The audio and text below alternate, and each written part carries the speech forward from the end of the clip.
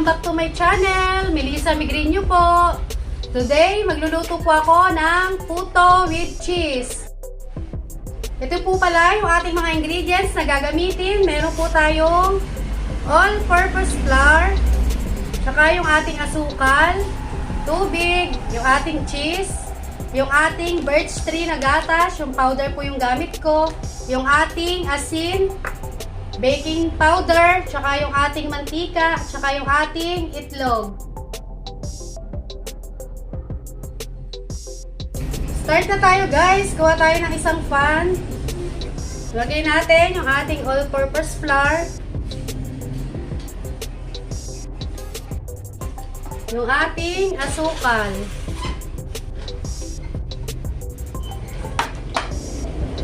yung ating baking powder,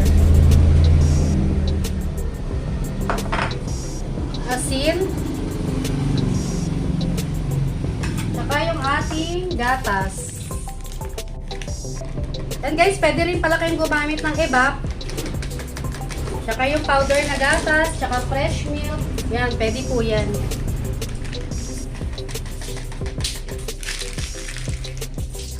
Saka yung ating mantika.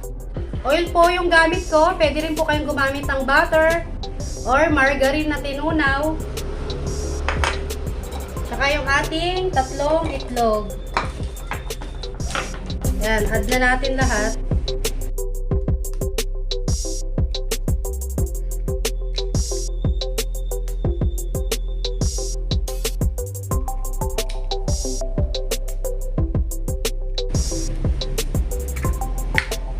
Saka yung ating tubig. Kalahating tubig muna guys. Magdagdag na lang tayo mamaya. Yan, tsaka natin haluin lahat.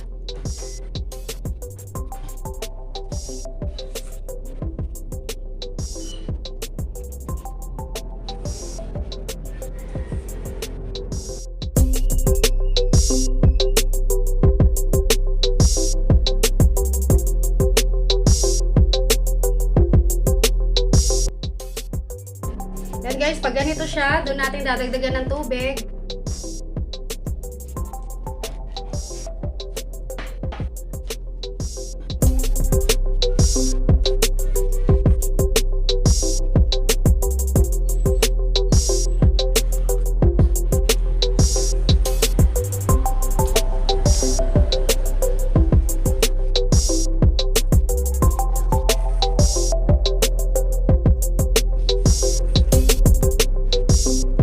Haluin lang natin hanggang matunaw lahat ng ating nilagay na ingredients.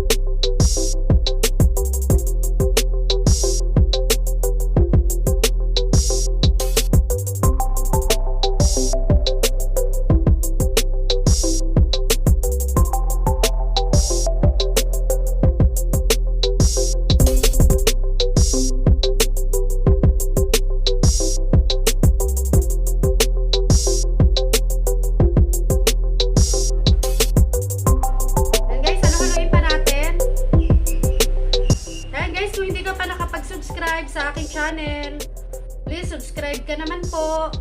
Pakipindot mo na rin yung notification bell para lagi kitang i-update sa susunod kong video.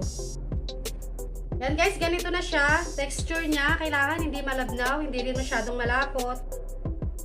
Yan, okay na to. Yan, set aside muna natin.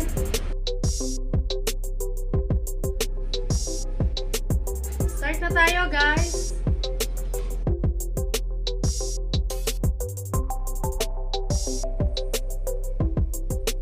Painit muna tayo ng tubig para sa ating steamer.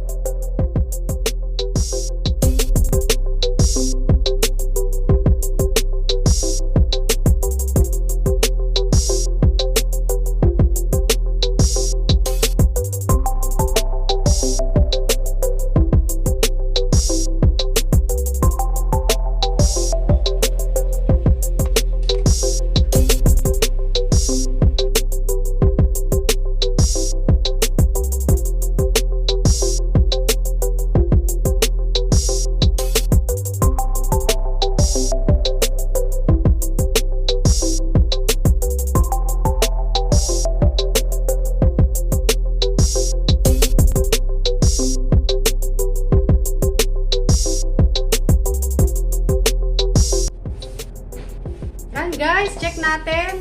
Yan, kumulo na yung ating tubig. Kailangan kulong-kulo na siya. Lagay na natin yung ating puto. Yan guys, 15 minutes steam natin. Balikan ulit natin mamaya. Yan guys, yung ating puto after 15 minutes, yan na pa yung result niya. Yan guys, luto na yung ating puto pag wala nang dumikit.